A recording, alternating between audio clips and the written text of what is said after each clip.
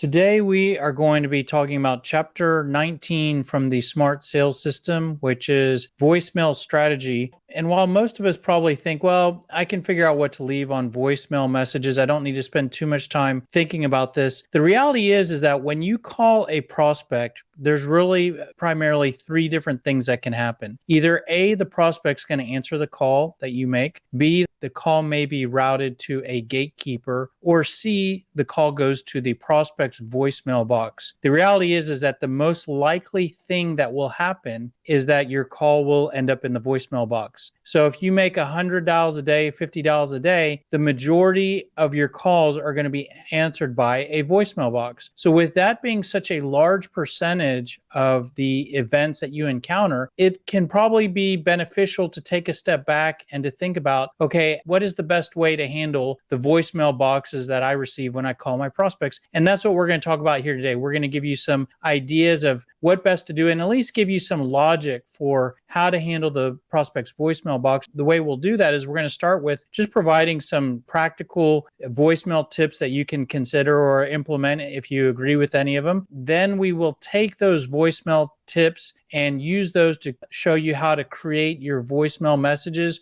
or create the messaging for your voicemails. And then we will finish up by showing you some voicemail message examples, and you can actually use those examples and plug in your sales message into those, and that's what we'll wrap up with. So let's just get started and quickly go through some voicemail tips. The first place to start is, since we are calling a prospect and we are maybe potentially going to leave a voicemail message or not leave a voicemail message for that prospect, a good place to start is let's try to understand the prospect that we're calling. And so a few things to kind of realize or keep in mind with the prospect that we're calling is that we've already discussed the prospects that we're calling are extremely busy. And one result of them being busy, for example, a manager at a corporation, is because they're busy, they're often away from their desk. A couple examples of why this is the case: if you've ever been a manager or looked at a manager's calendar in a corporation or a large business, it's not crazy for their calendar to be block after block after block with meetings all day. That's very common. And if you're trying to call a manager, especially an executive or a business owner, you should keep in mind that that's what their calendar looks like. And what that means is that they are away from their desk. And when that's not the case, it's not crazy for managers or executives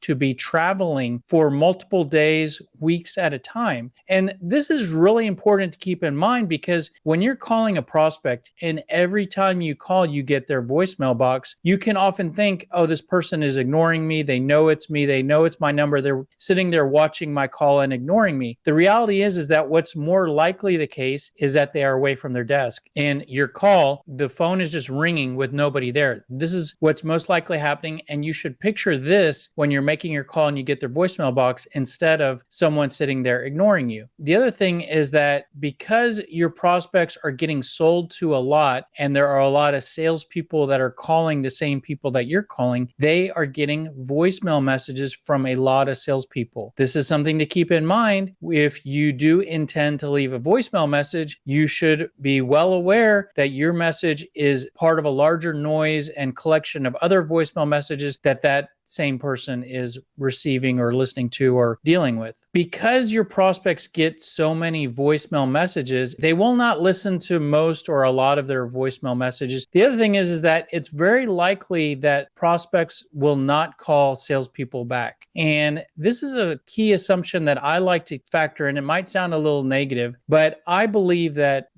if a business leader, say an executive, a business owner, a manager at a business, a corporation, if they are listening to a voicemail message that is from a cold call from a salesperson, not necessarily a vendor that they're doing business with or a salesperson that they've met before, this does not apply to maybe warm calls or existing relationships. This is for cold calls. I personally believe that prospects do not call salespeople back from cold call voicemail messages. And this is an assumption that I operate with. I'll explain what I base this assumption on, but this factors into a lot of the voicemail strategy that I'm going to show you. So let's dig into why I believe this. And you can either disagree with this or, you may agree with some of it or whatever. But these are 6 reasons why I believe that prospects do not call salespeople back from cold call voicemails. And the first one is that you're calling executives, decision makers, they are extremely busy and they are most likely too busy to return your call. Another big reason is that the prospect is not interested. Not to say that they don't need what you sell or that you can't make them interested and that you can't sell to them. What I'm saying is if it's a cold call, they might not know who you are. They might not know what your business is. They're most likely not in buying mode for what you sell. So they are not interested yet. And if they're not interested, they're not going to spend their valuable time calling you back.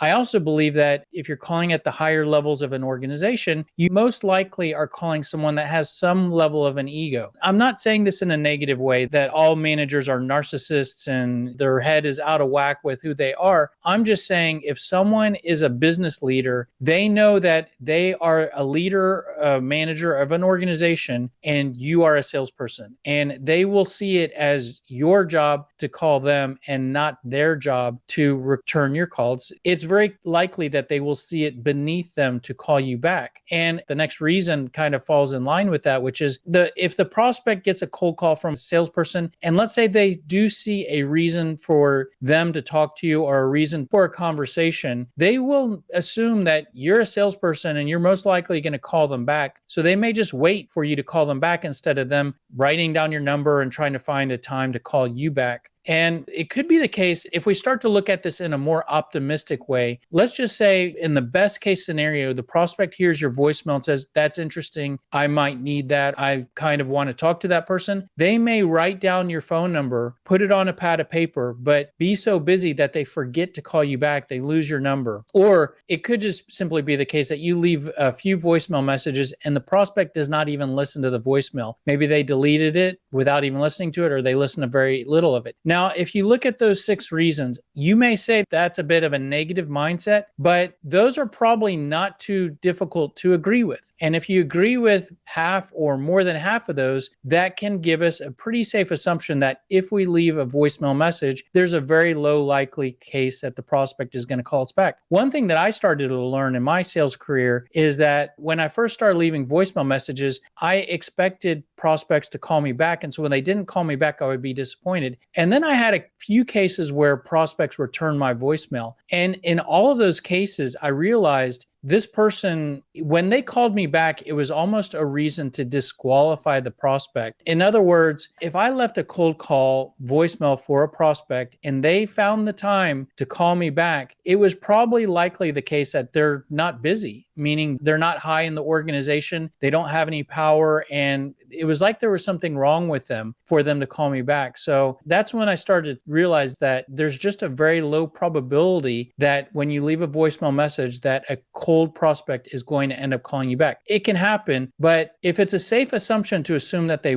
don't, then we can build our game plan for how to use voicemail around that. And that's what we kind of do with these next tips, which is if the prospect doesn't call us back, should we even leave a voicemail message? That's something that we need to determine. Should we hang up on all messages or leave a voicemail every call, or what should we do? Well, the reality is that there are a few very distinct benefits to not leaving a voicemail message. The first one being it takes a lot of time, unless you're using some sort of automated voicemail drop system. If you're actually speaking on a voicemail message, that takes time. If you don't leave a voicemail message, the time saved can be used to make more dials. If you're making 50 dials a day, 100 dials a day, and you're leaving a lot of voicemails, you're going to make less dials. So you can repurpose that time. So that's very valuable. The other thing that I really like about not leaving a voicemail message is that if I call you today and I leave a voicemail message, then I need to wait a period of time before I call you back. If I call you today and I do not leave a voicemail message, I can call you back tomorrow. I could call you back again later today at the end of the day. I could keep calling you back, and I can do that without feeling like I'm doing anything wrong or stalking you because I did not leave you a voicemail message. And so for all I know, you do not know that I called. So I'm going to keep calling back. And yes, my call could be on your caller ID, but you don't know my number and you don't know who I am. This is a cold call. So I'm going to try you more frequently. You can't do that when you leave a voicemail message. So that's a really good thing that allows you to keep trying the prospect back. So those are really good things. And well, if you look at that, you might say, well, then we should never leave a voicemail. But the reality is that you should leave a voicemail because it is a way for you to distribute your message. And it's one way, not a great way, but it is one way for you to communicate with the prospect. So the key here is when do we leave a voicemail? When do we hang up? And what is that ratio? Well, I would say that the majority of the time you should probably hang up on a voicemail message box, but periodically you want to strategically just deliver some type of message. And what that might look like is if we look at sort of a 3-week period here, week 1, if I'm calling and I'm not leaving a voicemail, I could call, let's say 4 times spread across maybe 5 days, 4 or 5 days. So spread across a week. Nothing wrong with that. I'm not being a stalker. And that's, as I discussed, without leaving a voicemail message, you can keep calling that back that frequently. But after 3 to 4 attempts or a period of a week, then let's leave a voicemail message. So whether or not you do 5 attempts or it's a couple attempts or what, I like to say over a period of a week, call a few times, and towards the end of that period of time, leave one of your voicemail messages. Because we leave a voicemail message for the next week, for a period of 1 week after the day we leave a voicemail message, we're going to pause. And so let's say we leave a voicemail message on Tuesday, we're going to wait till 1 week from Tuesday. And on Tuesday, we can pick back up. And so in week 3, we can pick back up with our calls, and we're going to have very frequent calls with no message. And then at some point there, after maybe a period of a week or 5 call attempts, anywhere between 1 to 5 attempts, then we leave a voicemail message at the end of that. So that's kind of an example here of how to organize your did not leave voicemail messages in your calls where you leave a voicemail message and what you do in between. In our next training module, we're actually going to talk about how to put together your cold calls, your cold emails, your voicemail messages, and your calls with no voicemail message, how to put all that together into a call cadence. And so we'll show like this concept here in more detail with different communication methods, calls and emails, and what that looks like in an effort that you could span across multiple weeks in an approach to try to pursue the prospect with a level of persistence and with different messages. So look out for that in the next training module. But if we go back to the assumption that it's most likely the case that the prospect is not going to call us back, what we can do with our voicemail message is we can figure out the right goal to focus on. Most salespeople, when they leave a voicemail message, the whole voicemail message is built around the goal of trying to get the prospect to call back. So there's some sort of introduction, and then it's all about give me a call back when you get a chance. If it is an extremely low probability that the prospect is going to call back, then why would that be the central goal for our voicemail message? Maybe we can build the message around a different goal. A better goal might be, let's use the voicemail message as one way to communicate with the prospect and one way to educate the prospect and to deliver our message and to educate the prospect on who we are and why it might be worth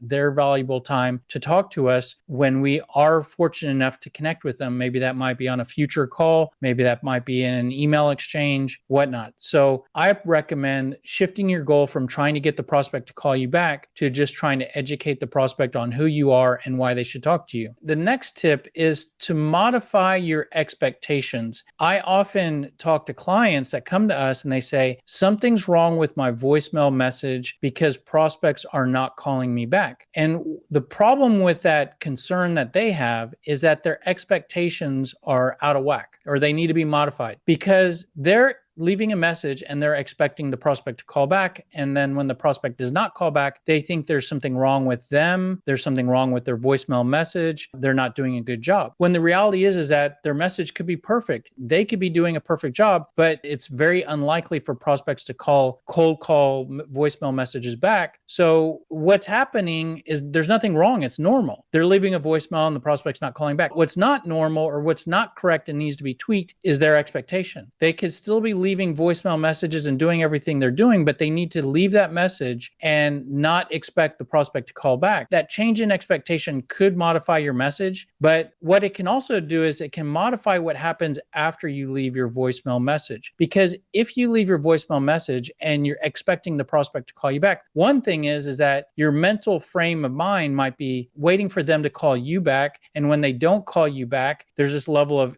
disappointment and doubt and confusion. So that's something that should go away when you change your expectations. The other thing that might go away when you change your expectations is what you do next. Because if you are expecting the prospect to call you back, you might not do anything after you leave your voicemail message. But if you know that it's not likely that the prospect's going to call you back, you may schedule your call back a bit sooner because you know that they're not going to call you back. I'll show you what that might look like in your voicemail messages that we talk about in a minute. And if the prospect is not likely to call us back, maybe we should not ask the prospect to call us back. And what we can do in its place is, instead of asking the prospect to call us back, we can tell the prospect that we are going to call them back. And this is a very powerful change for a couple reasons. So instead of saying, please give me a call back, you could say, I'm going to try you again next week. And so this does a few things. One is this keeps the ball in your hand. When you say, call me back, you're passing the ball to the prospect. And as we know, they're not likely to do anything with that ball. So then when it's time for you either to walk away and never pursue them again, which you're probably not going to do, you end up taking the ball back and calling them again. So let's just keep the ball. And by keeping the ball, this also keeps control with us, and you can decide when you're going to call them back. And you're even telling them when you're going to call them back by saying, I'll try you again next week. And when you tell them that you're going to try them again next week, this also lets them know you're going to continue to try to reach out to them. And you're not necessarily saying, I'm going to keep stalking you. You're just saying in a very professional way, I didn't reach you. I'm going to call you again next week. So it's very professional, and it lets them know you're going to try them again. So either A, they don't want to talk to you, but they know to expect your call. Maybe that might motivate them to respond to your email, or it might let them know, okay, well, what they said sounds interesting, and I'll, try to speak to them when they call me back. A best practice that I recommend is after every voicemail message you leave, send a voicemail follow-up email. This is very important for a couple reasons. One is, and we're going to talk about multi-touch and multi-approach in the next training module, where we're trying to hit the prospect multiple times from multiple angles with different messages and coming at different directions. When you leave a voicemail message and then you send a voicemail follow-up email, that's part of a multi-touch approach, because it's communicating in two different times. You're leaving a voicemail, then you're sending a follow-up email. It's communicating with them in two different formats. Prospects may have a preference in how they communicate. Some may prefer email. Some may never read their email because they get so much email and they prefer the phone. So by you following up an email, you increase the odds of communicating in a way that they prefer. And you're also making your message more redundant. And the other thing that's very important about voicemail follow-up emails is that a prospect may hear your message, and maybe you leave a voicemail and you mention something that they purchase from time to time, and they don't want to talk to you. They're not planning on calling you back, but they know, oh, down the road, I may need that. Well, it's much easier to save and file away your voicemail follow-up email than it is to save and jot your information down from a voicemail recording. So a great best practice here, I would do it on every tip. That's it for the tips. Let's move on to creating your voicemail messages. And going back to what we've already discussed here in the Smart Sales System, we've been trying to get you away from product selling, which is, this is who I work for, this is what we sell, do you need what I sell? And getting you more towards consultative selling, which is, this is how I help businesses like yours. These are the problems we solve. And these are some asking questions to see if any of those problems exist. This is how I can help based on your situation. Here's an example of someone else like you that I've helped. So that's the consultative approach. Now, with product selling salespeople, when they leave voicemails, that's where you kind of get into the voicemail message of, hey, this is who I work for. I'm trying to reach out to you, give me a call back when you get a chance. And it's very short messages all around, just trying to get the prospect to call you back. What we can do is we can use that consultative selling message to create all of your voicemail messages. And to show you what that looks like, I'm going to actually go back to that example consultative sales message that we've been using through this training, which is a consultative sales message for web design services, where we basically outline the product. We're targeting small businesses. These are the ways we help. These are the pain points we solve. These are questions that we can ask. And this is a customer example. We went through this process to create this message. If you haven't seen this slide before, I'd recommend you go back in the training program to where we built this sales message so that you can create your own voicemail messages from what I show you next. But what that process did is that process of going through those steps gives us building blocks, and it gives us a pain points building block, a value points building block, whatnot. And we can use those building blocks to create 4 different voicemail messages. So we can create a value message, a pain message, name drop, and a product voicemail message. So let me actually show you voicemail message examples. There's basically an example for each building block. And if you create your sales message using our approach, you could plug in your building blocks into these templates. But here's a value voicemail message, a voicemail message based on the value points. Hello, Mark. This is Michael Halper calling from Company X. Reason for the call is we help small businesses to increase the revenue they generate through their website and improve conversion rates. I don't know if you want to improve those areas, and that's why I'm reaching out. I will try you again next week. If you'd like to reach me in the meantime, my number is 55555. Again, this is Michael Halper calling from Company X, 555-555. Thanks, and I look forward to talking to you soon. So just a few things on this voicemail message. First of all, this basically is just sharing how you help. We really don't mention the product we sell. The number of benefits that you share, really, it could be 1, it could be 3. It really depends on kind of how verbose your benefit points are. If it's just a couple words, you can share more points. If it's long sentence, you may only share 1 and share the best one. We do a small takeaway, which is, I don't know if you want to improve those areas, and that's why I'm reaching out. So doing a soft little takeaway there. And then this is where I say, I'll try you again next week. But I don't just leave it there saying, hey, talk to you next week, and then hang up. I do leave my contact info. So I'm leaving my contact info, but I'm not asking the prospect to call me back. And the way I do that is say, if you'd like to reach me, in the meantime, here's my number. And then I do say my number and name and company twice. I say my name and company at the top, and then at the end, I say all 3, and that's just a voicemail best practice, because when you're leaving your contact info, even knowing we assume the prospect's not going to call us back, maybe they will. Maybe you'll get lucky, or maybe you use some of these tips for warm calling. Like I said, with warm calling or follow-up calls to meetings, my whole assumption of not getting calls back totally goes out the window. That assumption is only for cold calls. So some of these best practices you may use for warm calls, and whether the voicemail is cold or warm, say your contact info twice, and you want to picture someone basically writing down your information as you're leaving it. So say it twice and say it slow, because if you've ever had a business voicemail box on like a corporate voicemail system, to really remember how to rewind those messages, it's just cumbersome. So you never want to have to make someone rewind. If they don't get your info down, it greatly decreases the odds of someone that wants to call you back, and decreases the odds of them calling you back. So that's a value points voicemail message. And believe it or not, we can use almost that exact same voicemail with pain points. And it basically starts out exactly the same. And then the middle of the message are just pain points. So instead of sharing, hey, this is how we help, these are the improvements we make, it kind of focuses on the reason for the call is we help small businesses with the challenges of website visitors aren't converting. There's not enough website traffic. I don't know if you're concerned about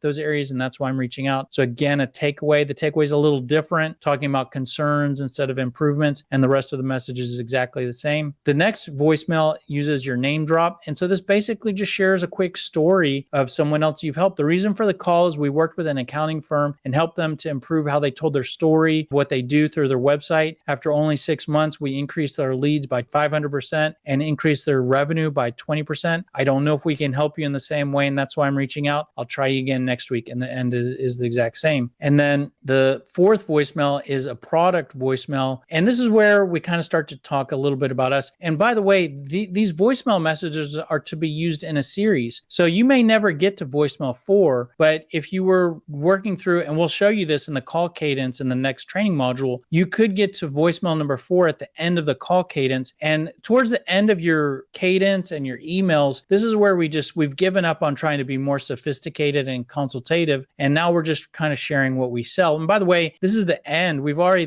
reached out a lot of times. This is what the product selling people are saying on the first message. But reason for the call is we provide web design services, do everything from design and build to graphic design, copywriting. Some ways we differ: we only work with accountants. We use AI. I don't know if you're a good fit with us, and that's why I'm reaching out. And then it's the same. Those are 4 voicemail messages. Now, with each voicemail message, you should have a paired voicemail follow-up email. That is basically the exact same email. Actually, these emails look a lot like the Value Points cold email, which was in the last training module where we talked about email prospecting. And the only thing different is that the email kind of starts out mentioning, as I mentioned in a voicemail I just left you, and then this is basically aligned with your voicemail message that you just left. And in the subject line, we kind of just mentioned following up on my voicemail message. You could also do what we do in the cold emails that we talk about in the training module, which was use a value point in your subject line. So you have a couple options there. But this looks pretty much similar to your cold email, and it's very similar to your value points voicemail message. And one thing that this does really nicely is if your prospect is paying attention, let's say they do listen to your voicemail message, and then a few minutes to some period of time later, they get your follow-up email. They're going to notice, if they're paying attention, they're going to notice that these are aligned. And that will make you seem very organized and on message and professional, as opposed to someone who's like trying to figure out what they're going to say next on the voicemail message by saying, give me a call back. I'm talking too much here, so I'm going to wrap it up. Sorry for the long voicemail. I've gotten voicemails like that. So with this approach, you're going to be tight, you're going to be focused, and you're going to be on message with both your voicemail and your email. Here's a follow-up email aligned with your pain points. I won't read this, but it's just very similar to your pain voicemail. Here's a name drop voicemail follow-up email that's aligned with your name drop voicemail message. And here's a product voicemail follow-up email. So those are all templates. Like I said, if you use our approach to create your sales message, which will help you to create your building blocks, you'll have everything you need to plug into those templates. So I hope that helps. Pretty quick training there on voicemail strategy. The next training module is what we focus on is getting into new accounts. Up until this point, we've talked about cold calling, emailing, and voicemail. In the next module, we're going to talk about how to put all that together into a organized cadence of multi-touches,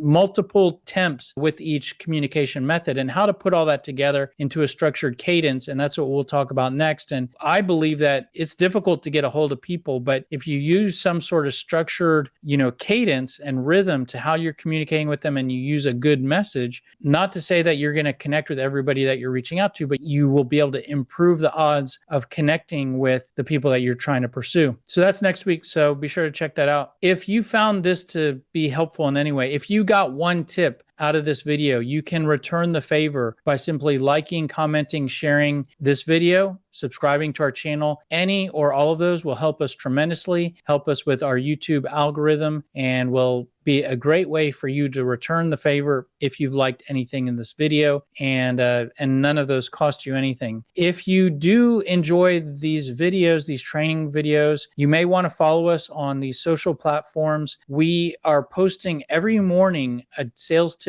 of the day to all of these platforms. What we basically do is we provide these long training videos on YouTube, and then we know that we're all busy and it can be tough to get to digest and pay attention or even watch all of these long training videos. So what we do is we provide 30 to 60 second tips on all of these social platforms, and what we're doing is we're just grabbing the best little nuggets out of these training programs and stripping out all the extra discussion to just get to the key nuggets so that you can digest it in 30 seconds and just treat it as the sales tip for the day. So be sure to follow us. And if you follow us on those platforms, you're also going to help us with the algorithms on each platform as well. If you like this and you're wanting more, you want more help, this is all part of what we call the SMART sales system. And SMART stands for sales, message, and response tactics. So we are all about helping you to improve sales by improving the words that you say. We believe the words that you use, that is your best sales tool tool. So we help you to figure out what best to say, and we make it easy for you to know what to say in all of the different sales situations. And the way that the Smart Sales System does that is that it's an actual system that you can implement. And here is the way that it's a system, is that it's a 3-level, 3-part system. Level 1 is what the system does is it helps you to build your sales message. So a lot of people come to us that they want us to build their script. Before we create your script, we want to create your sales message, which is just organizing all the thoughts that are already in your head or the stuff that you should be saying. So these are all your talking points. Once we have all of your talking points, then the system will move you to level 2, which it organizes all of your talking points into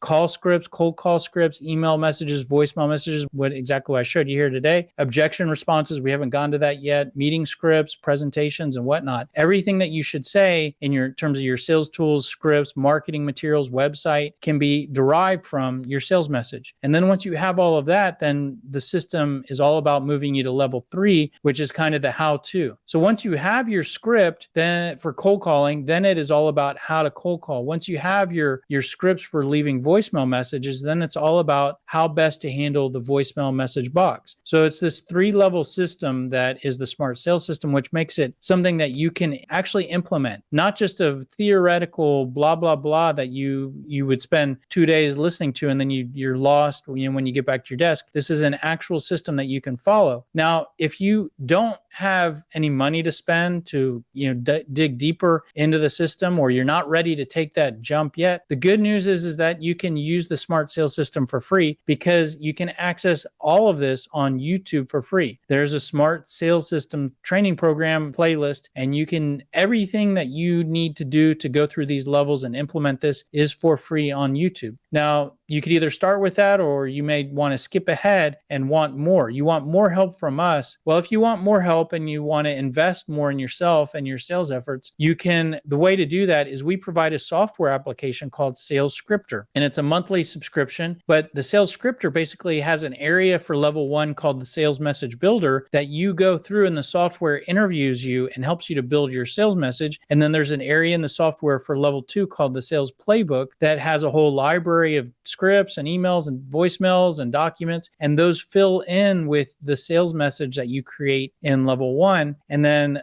regarding the how-to and the execution of level 3, the cold calling, the cold emailing, there's all sorts of tools in Sales Scripter to help you with scripts and knowing what to say when you're on calls or sending emails. There's CRM functionality, email automation, objection handling tools, role-playing tools, training tools. And so all of that can be accessed with just a monthly subscription. So it's very economical, but you could reach the point where you either want more after that, want more help. And so if you want more help, you can actually purchase consulting hours with me. And what a lot of customers do is they purchase consulting hours in addition to their Sales Scripter subscription. And what that looks like is I'll spend 2 hours with a customer of consulting time and go through the Sales Message Builder and help them to build their sales message together, answering all the questions, wordsmithing, brainstorming, talking about what they sell. And then after we do that, then the software basically uses everything we created to create their whole sales playbook, their whole library. And then sometimes I continue to help customers with level 3 execution and whatnot. But those are your 3 options. So there's something for everybody.